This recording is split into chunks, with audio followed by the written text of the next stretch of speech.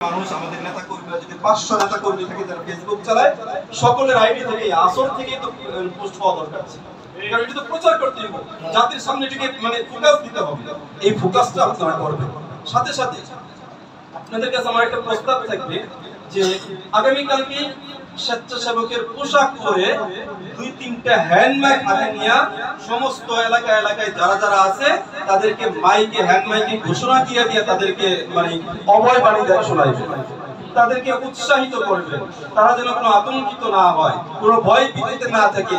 এই ব্যাপারে তাদেরকে মাইকে ঘোষণা দিয়ে তাদেরকে আপনারা উজ্জীবিত করবেন। সাথে সাথে বিএনপির নাম ধইরা, বিএনপির নাম উল্লেখ কইরা কোন জায়গায় যদি বিএনপির নাম উল্লেখ করা যদি মানে স্পর্শকাতর মনে হয় তাহলে সেটা আপনারা করবেন না। আপনাদের এলাকা বুঝে আপনারা কাজটা করবেন যে আমরা আওয়ামী লীগের বিরুদ্ধে, আওয়ামী লীগের মধ্যে তো ভালো মানুষও থাকতে পারে, কিন্তু আওয়ামী লীগের বিরুদ্ধে আমাদের আমির নায়েবে আমির কেন সংগ্রামে প্রকাশ্যে ঘোষণা দিয়ে কেন নামছেন? এরা হচ্ছে ইতিহাসের সবচেয়ে বড় জালেম। এই জালেমের বিরুদ্ধে আমাদের সেই আন্দোলন ছিল। এখন এক জালেমকে হটাইয়া বিএনপি এখন সারা বাংলাদেশে যা করতেছে এটা কি জালেমের কাজ করতেছে না? আরেক জালেমকে সুযোগ করে দিব, এটা কোনোভাবেই হওয়া উচিত। তাহলে কি হলো? আজকে দেখেন আমাদের আসিফ মাহতাব স্যার ঢাকা বিশ্ববিদ্যালয়ের যিনি শিক্ষক ছিলেন, যাকে বহিষ্কার করা হয়েছে, যাকে আন্দোলন থেকে গ্রেফতার করা হয়েছে, ওনাকে মুক্তি দিবে এটা 12টা থেকে সংবাদ।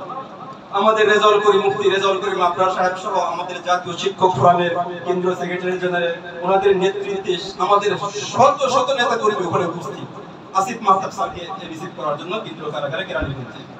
দেখেন এদেরকে কাউকে কোনো মুক্তি না দিয়ে শুধুমাত্র বিএনপি নেতা কর্মী আমানুল্লাহ আমান, রিজভী, অমুক তমুক, নুরুল হক নুরু, এদেরকে একের পর এক মুক্তি দিতেছে। শত শত বিএনপি নেতা কর্মী মুক্তি পেয়েছে। এখন দেখেন এই যে দেখেন আন্দোলন বিএনপির কোন নেতা কি প্রকাশ্যে মাঠে নামছে না? আমরা মির্জা ফখরুল ইসলাম আলমগীর সাহেবকে প্রত্যেকদিন দেখছি এসি রুমে বসে বসে সে জাতিকে শুধু আশার বাণী শোনায়। আর আপনারা আমরা আমাদের নেতার নেতৃত্বে তপ্ত মরুভূমির এই টিপিস জেলা রাজপথে আমরা মাঠে ময়দানে গান জড়াইছি। এখন আমরা গান জড়াইলাম, আমরা রক্ত দিলাম, এই আন্দোলনে আর ফল ভোগ করতেছে কারা? এই বিএনপি ফল ভোগ করতেছে। তার কারণ এখন পুরো ফোকাসটা ধ্বংসযজ্ঞের মাধ্যমে জাতির ফোকাসটা তাদের দিকে নিয়ে যেতে যাচ্ছে। এই জন্য বিএনপির নাম ধরে যদি প্রকাশ্যে না বলার যদি উচিত মনে করেন তাহলে সেটা না হোক।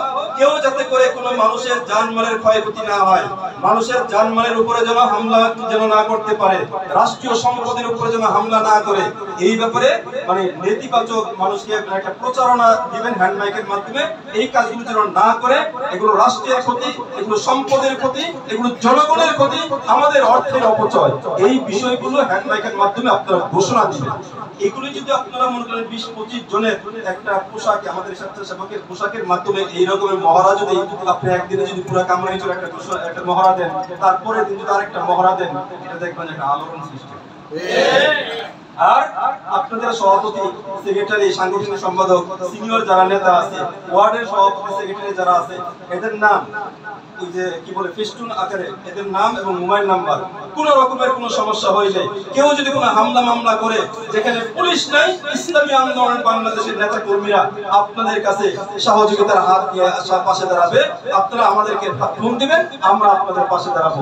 এরকম ফেস্টুন সম্ভব হলে আজকে রাতের মধ্যে এই ফেস্টুন করে আপনারা লাগাই দিবেন। সেখানে থানা সভাপতি, সেক্রেটারি সহ অন্যান্য নেতাদের নাম্বার থাকবে, মোবাইল নাম্বার থাকবে, এবং ওয়ার্ডের সভাপতি, সেক্রেটারি, আবার বিশেষ করে আমাদের সহযোগী সংগঠন যারা সিনিয়র নেতা আছে তাদের নাম্বার সহ আপনারা এইভাবে দিয়ে এই ফেস্টুন যদি করে দিতে পারেন, এটা মানুষের কাছে একটা আস্থার জায়গা তৈরি হবে।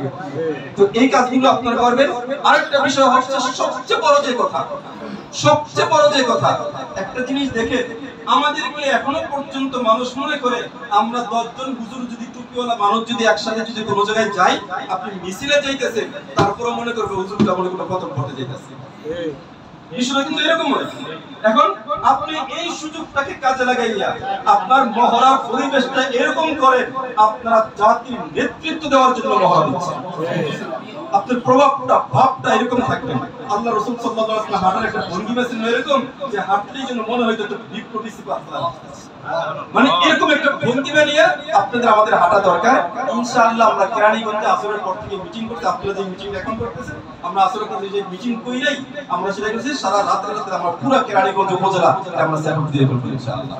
তো আপনাদের কাছে তবে একটা আস্থার জায়গা কি জানেন আপনাদের কাছে? আলহামদুলিল্লাহ কামরাঙ্গীর ছিল এত জনশক্তি, আমাদের এত জনশক্তি, রাত্রে 2টা বাজে ফেসবুকে একটা ঘোষণা দিল যে কোনো বিপ্লব সংগঠিত করা সফল করা সম্ভব এই কাম সম্ভব।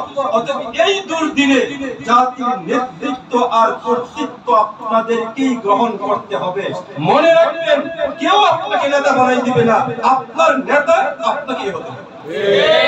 পুরে হাত পেতে নয়, জোর করে আজ কেড়ে নাও অধিকার। আন্দোলন করছেন, সংগ্রাম করছেন, অতএব নেতৃত্ব এখন যে কোনো মূল্যে গ্রহণ করতে হবে। বিএনপির মতো আরেক জালেমকে সুযোগ আমরা কোনোভাবেই করে দিতে পারি না। তবে কৌশলগত কারণে বিএনপির নামটা মুখে আমরা প্রকাশ্যে কঠোরভাবে নিবেন কিনা এটা আপনারা এলাকার দিক থেকে বিবেচনা কইরা এটা আপনারা সিদ্ধান্ত নিয়ে, সর্বোপরি যে কথাটা হইল, আপনারা যা কিছু সিদ্ধান্ত নিবেন, আপনাদের ঊর্ধ্বতন শাখা হচ্ছে মহানগর, বিষয়টা এরকম না? ঊর্ধ্বতন শাখা হচ্ছে মহানগর দক্ষিণ।